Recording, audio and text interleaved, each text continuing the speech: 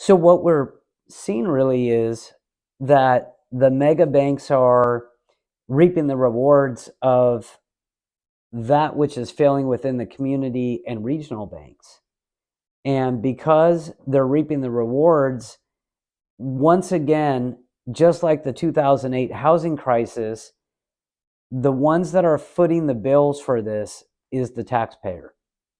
And so we have to be cognizant once again that we're footing the bill for the mistakes being made by the banks in their decisions. Number one, not to pay attention to their own liquidity concerns by not paying attention to the capital market changes. So again, just an understanding behind the fail that happened with Silicon Valley Bank starts with taking in deposits and watching your balance sheet growing.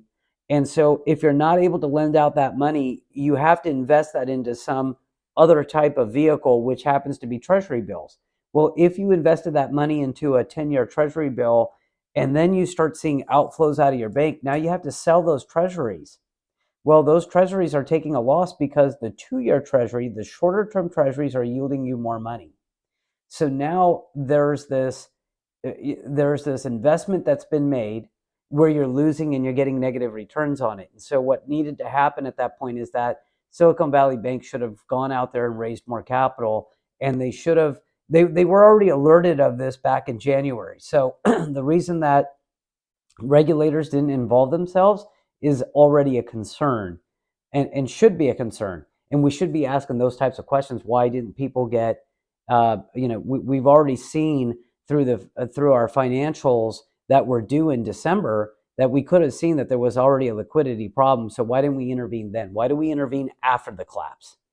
And I think that we can kind of answer that question because we already know that what we're trying to do with the banking system is to get the banks to collapse so that we can usher in a new type of banking regime.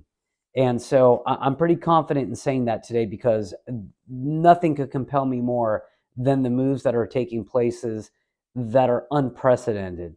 So while we're destroying the smaller banks, we're using taxpayer money once again, and we're being responsible for footing the bill for the bad decisions made by these bank officials.